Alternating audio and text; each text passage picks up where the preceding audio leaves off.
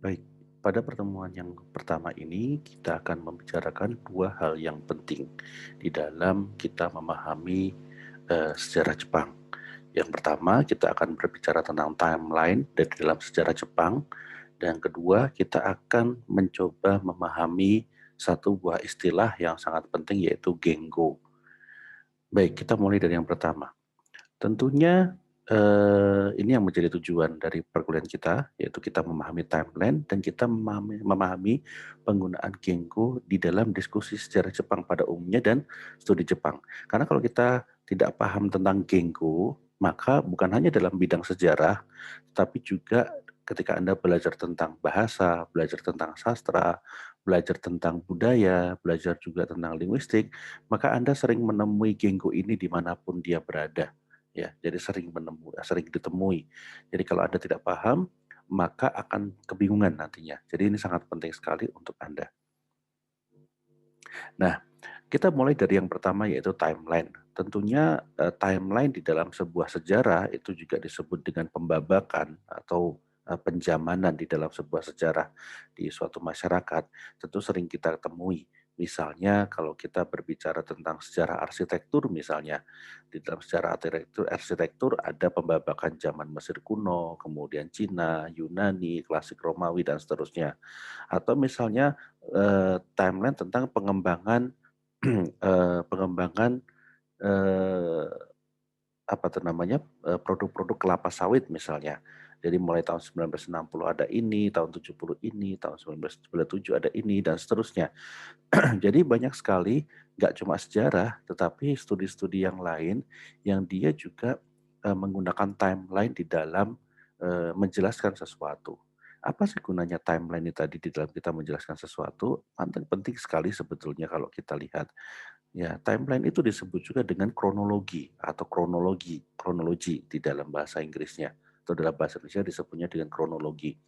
Kalau kita mencoba melihat di writing history yang dikeluarkan oleh the City University of New York, ada beberapa alasan kenapa kita harus memahami sesuatu dengan timeline.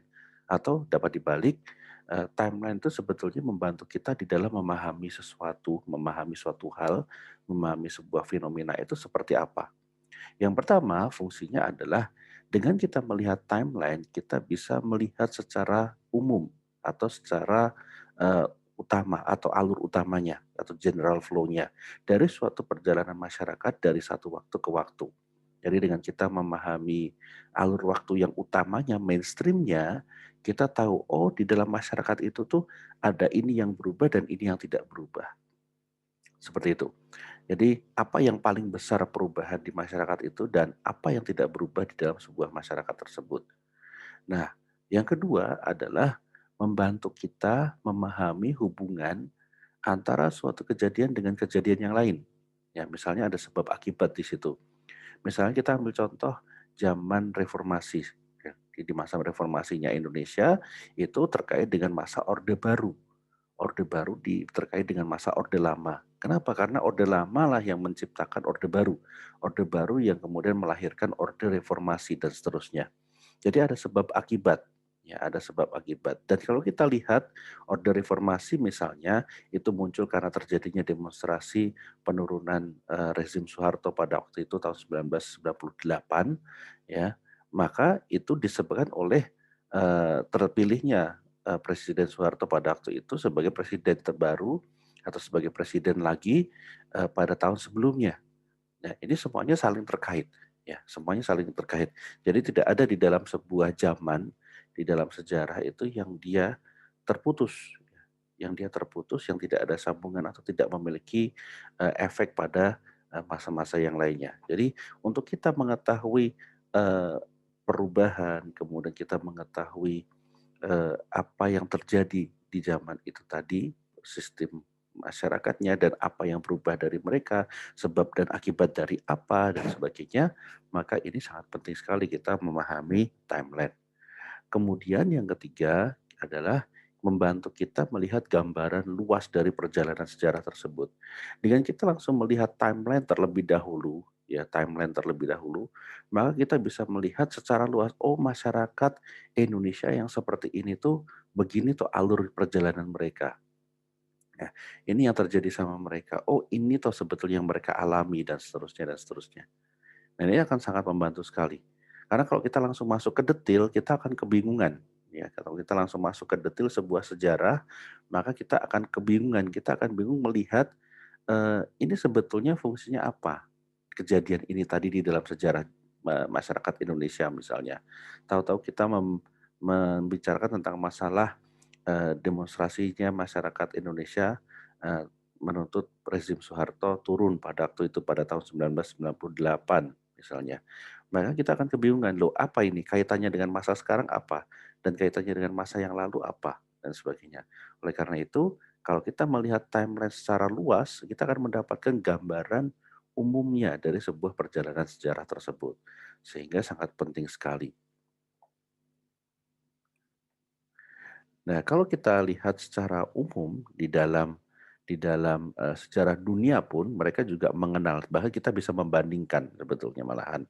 Jadi, masing-masing negara itu memiliki, timeline-nya sendiri atau masing-masing masyarakat memiliki timeline-nya sendiri. Misalnya kita lihat di sini ada di masyarakat, Eropa misalnya, ya ada Dark Age, kemudian House of Wessex zaman Norman, kemudian zaman Plantagenet dan sebagainya sampai munculnya Inggris, kemudian UK, kemudian EU sekarang dan seterusnya.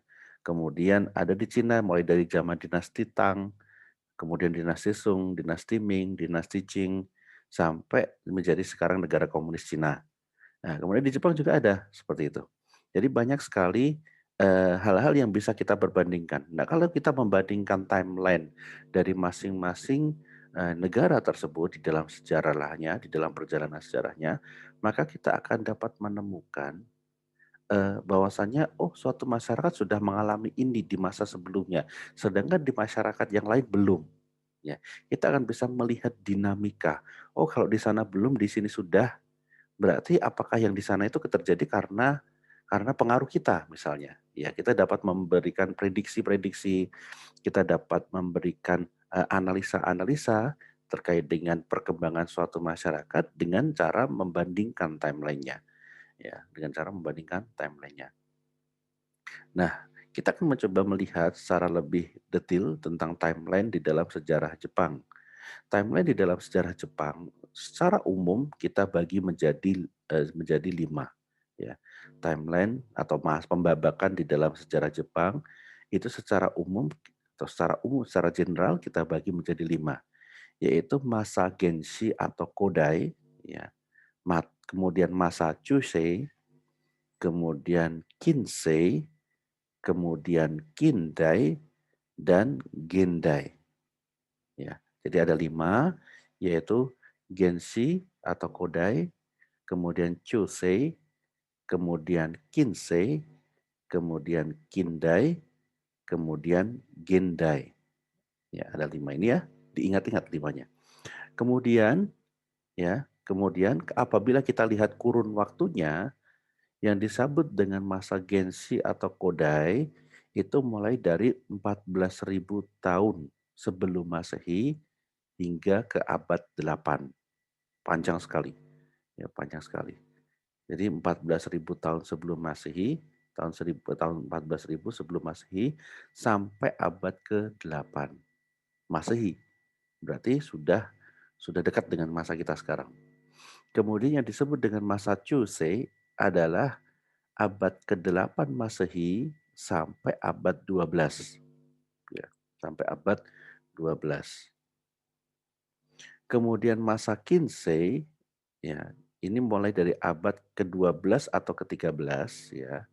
Ya, lebih cocok sebetulnya abad 13 sampai abad 19. Itu masa Kinsei. Kemudian Kindai mulai dari abad 19 sampai abad 20. Ya, abad 19 sampai abad 20 ya. Gendai itu mulai dari abad 20 sampai saat ini.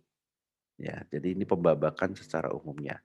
Jadi kita mengenal 5 babak di dalam sejarah Jepang dengan rentang waktu Genshi mulai dari 14.000 tahun sebelum Masehi hingga abad 8 Masehi. Kemudian Chusei itu mulai dari abad 8 Masehi sampai abad 12 Masehi. Kemudian Kinsei ada abad 12 Masehi sampai abad 19 Masehi. Kemudian Kindai abad 19 Masehi sampai abad 20 Masehi. Kemudian Gendai abad 20 Masehi sampai sekarang. Baik, sekarang kalau kita lihat secara mendetail dari masing-masing pembabakan tersebut, akan kita dapatkan seperti ini. Masa Genshi, ya di dalam masa Genshi atau pembabakan Genshi, babak Genshi, ada beberapa zaman. Ada beberapa zaman. Yaitu kalau kita lihat secara detail, ada zaman Jomon, ya. Kemudian ada Yayoi, ada Kofun, ada Asuka, ada Nara, ada Heian. Ya. Jadi ada 6 zaman. Ya, ada 6 zaman pada masa Genshi. Jomon, Yayoi, Kofun, Asuka, Nara, Heian. Nah, kemudian apabila kita lihat lagi zaman Jomon itu sejak kapan? Dari mulai ini 14.000 ya tadi ya, nolnya kurang 1. 14.000 sebelum Masehi sampai 4 sebelum Masehi. Itu zaman Jomon. Panjang sekali zaman Jomon itu. Karena dia masa yang berdekatan dengan masa prehistorik. Dalam artian mereka belum mengenal catatan daya, belum mengenal catatan dan hanya dibuktikan dari sisa-sisa tulang dan batu yang ditemukan secara arkeologis. Ya, secara arkeologis. Sehingga zaman Jomon ini memiliki rentang waktu yang panjang sekali. Nah, kemudian zaman Jomon dilanjutkan dengan zaman Yayoi. Setelah zaman Jomon ada zaman Yayoi mulai dari 10 atau 4 sebelum Masehi, ya. Kenapa 10 atau 4? Karena ada masa di mana zaman Jomon dan Yayoi ini berhimpitan, ya. Ada pada satu waktu selama kurang lebih 6 abad. Ya. Nanti alasannya seperti apa akan jelas ketika kita berbicara tentang Jomon dan Yayoi nantinya. Kemudian sampai 3 Masehi, Yayoi. Kemudian zaman Kofun itu mulai 3 Masehi sampai 7 Masehi. Asuka 6 Masehi sampai tahun 710. Jadi abad ke-8 Masehi. Kemudian zaman Nara itu dari tahun 710 sampai tahun 794. Kemudian zaman Heian mulai tahun 794 sampai 1185. Nah, ini sampai babak zaman Genshi. Kemudian pada babak zaman Chusei ada 2 zaman di situ, yaitu Kamakura dan Muromachi. Ya, Kamakura dan Muromachi. Kamakura terjadi pada tahun 1185 sampai 1333. Ya, zaman Kamakura. Kemudian zaman Muromachi terjadi pada tahun 1336 sampai 1573. Ini zaman Muromachi.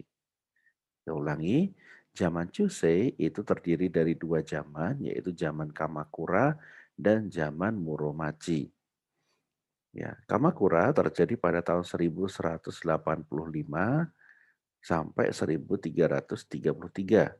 Sedangkan zaman Muromachi pada tahun 1336 sampai 1573. Kemudian setelah itu muncul babak yang disebut dengan Kinsei. Yang disebut dengan babak Kinsei ini atau yang di dalam babak Kinsei ini ada 2 zaman, yaitu Azuchi Momoyama dan Edo. Ya, Azuchi Momoyama dan Edo. Azuchi Momoyama ini terjadi pada tahun 1573 sampai 1603. Ya. Kemudian zaman Edo mulai dari 1603 sampai 1868 ya.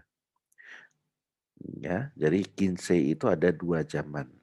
Kemudian masuk ke Kindai, pada masa Kindai atau babak zaman Kindai ada 3 zaman, yaitu Meiji, Taisho, Showa. Ya.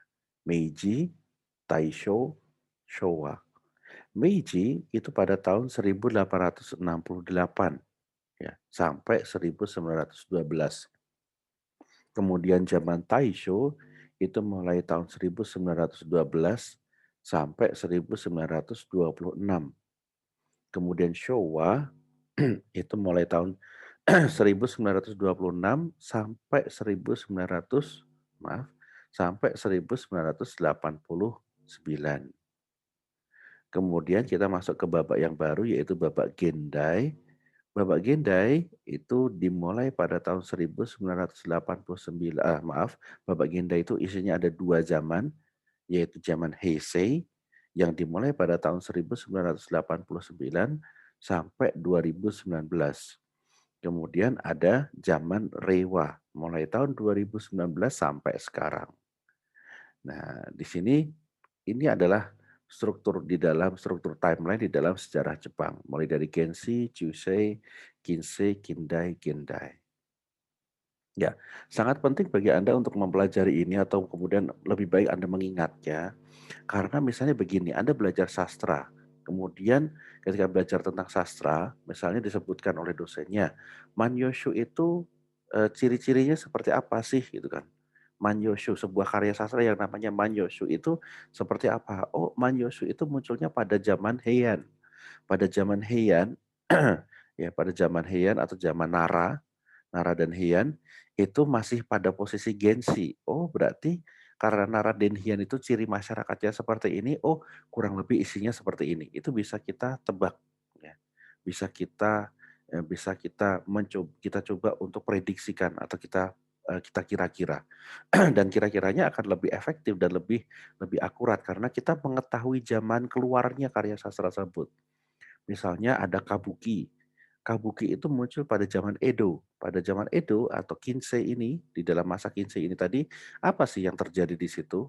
Nah, itu bisa kita kita bisa lihat. Sehingga kita akan melihat karya sastra, kemudian kejadian-kejadian masyarakat, kita akan bisa melihatnya jauh lebih lebih eh, lebih terkait dengan peristiwa besar yang terjadi di situ atau terkait dengan alur utama dari sejarah Jepang itu sendiri.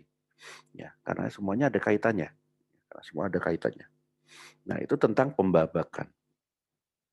Yang berikutnya kita akan berbicara tentang Gengo. Nah, ini sangat penting sekali Gengo ini. Gengo atau di dalam kanji Jepang dituliskan seperti ini, Gengo itu adalah istilah lain untuk regnal era name. Apa itu regnal era name? Regnal era name adalah sistem penamaan zaman atau sistem penamaan masa dengan mengikuti bertahtanya penguasa atau raja. Ya. Misalnya, saat ini di Jepang disebut dengan masa Reiwa, ya, disebut dengan masa Reiwa. Dan kalau kita menulis kalender, itu kita membuka kalender Jepang, maka akan dituliskan di situ 2020 dalam kurung Reiwa 2. Nah, ini menunjukkan tahun 2020 tahun di mana tahun kedua Kaisar Naruhito yang sekarang ini bertahta itu menjadi Kaisar Jepang. Nah, kalau kita lihat timeline yang tadi di dalam masa Jepang, ya di dalam pembabakan ini, mulai dari Reiwa, Heisei, Showa, Taisho, Meiji. Ini semua adalah Gengo. Ya, ini semua adalah Gengo. Jadi zaman Meiji ini karena kaisarnya Meiji, Kaisar Meiji namanya. Kemudian Taisho itu Kaisar Taisho. Kaisar Showa itu zamannya Showa. Kaisar Heisei, maka Kaisar Heisei. Kaisar Reiwa, kaisar yang sekarang Naruhito namanya. Jadi selain nama nama zaman itu mengikuti nama kaisar, nama populernya, maka setiap kaisar juga punya nama sendiri atau nama nama orangnya.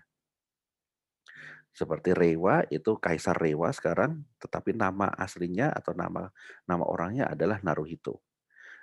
Nah, kalau sebelum Meiji bagaimana? Edo misalnya.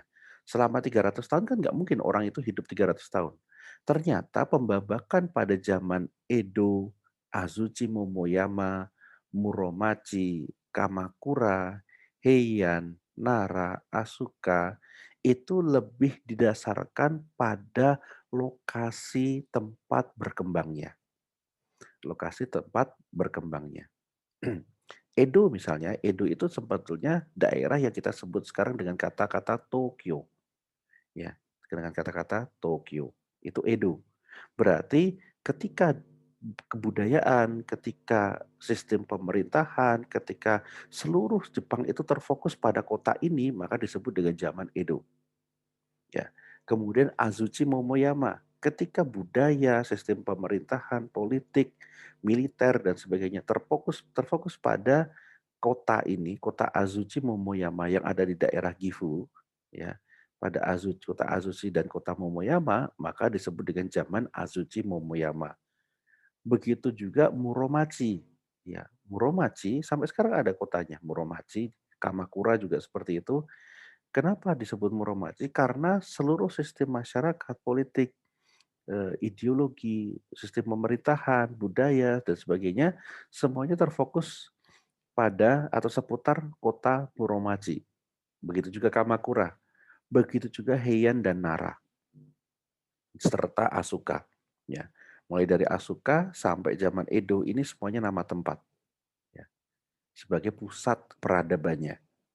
Nah, sebelum itu, Kofun misalnya, Yayoi dan Jomon, ini karena apa? Ini karena dinamakan karena budaya, bentuk budaya yang paling besar, yang paling banyak ditemukan pada masyarakat zaman itu adalah budaya Jomon, budaya Yayoi, dan budaya Kofun. Ya, budaya Kofun, misalnya seperti itu. Paham ya? Jadi Jomon, Yayoi, Kofun itu karena budaya, ya bentuk budaya, bentuk peradabannya. Asuka, Nara, Heian, Kamakura, Muromachi, Azuchi, Momoyama, dan Edo itu karena nama tempat.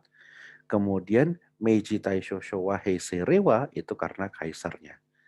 Akan tetapi, ini adalah yang paling umum kita pakai sampai sekarang, ya. Tetapi kalau kita lihat penggunaan Gengo itu sebetulnya ada juga di zaman Edo. Ya, di zaman Edo juga digunakan. Jadi di dalam zaman Edo itu ada nanti di dalam Edo misalnya KE berapa. Itu berarti Kaisar KE bertahta tahun sekian.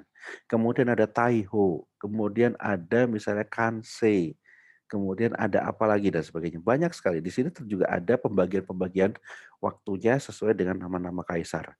Hanya saja tidak terlalu penting, ya, tidak terlalu penting. Yang perlu kita ingat-ingat adalah Gengo setelah Meiji. Karena ini akan skala detail sekali. Ya, Gengo setelah Meiji. Paham? Oke. Jadi Gengo itu seperti itu. Nah, tugas bagi Anda silakan coba dicari sendiri. Ya, cari tahu bagaimana tanggal lahir Anda bila dituliskan dengan Gengo. Misalnya, tanggal lahir Anda adalah 2 Agustus 1986, maka Anda dapat menuliskan di situ 2 Agustus Showa 61. Ya, 2 Agustus Showa 61. Nah, nanti kalau kamu mencari akan ada beberapa kanji di situ. Kanji Showa, kanji Heisei, kanji Reiwa. Maka ini kanjinya seperti ini Anda bisa lihat. Nah, gimana cara melihatnya? Saya akan tunjukkan pada cara seperti pada cara berikut ini. Sebentar ya.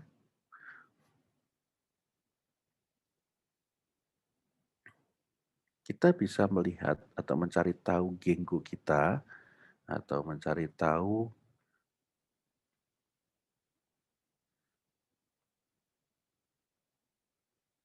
Saya akan sharekan terlebih dahulu screen-nya. Baik, kita akan cari melalui Google. Oke, kita bisa cari tahu di sini ya. Gengo Hayami. Kita carikan seperti ini.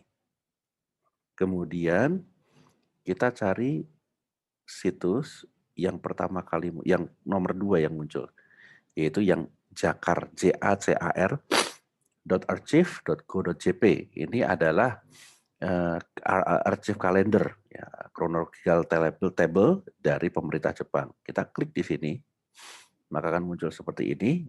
Nah, ini mulai dari zaman Meiji, ya, mulai dari zaman Meiji, Meiji 2, Meiji 3 dan seterusnya ini sampai sekarang. Ya, kalau kita turunkan ke bawah akan sampai sekarang ini. Reiwa 2 tahun 2020 saat ini ya.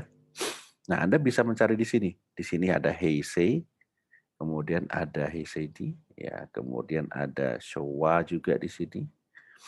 Kemudian Anda bisa lihat ada Taisho di sini. Siapa tahu ada yang lahir di zaman Taisho tahun 1920-an gitu. Nah, Anda bisa lihat di sini. Baik, silakan dikerjakan tugasnya dan cari tahu tanggal lahir Anda kalau ditulis dengan Kinku itu seperti apa. Baik, cukup sampai di sini untuk perkuliahan pertama. Kita bertemu lagi di perkuliahan kedua berikutnya.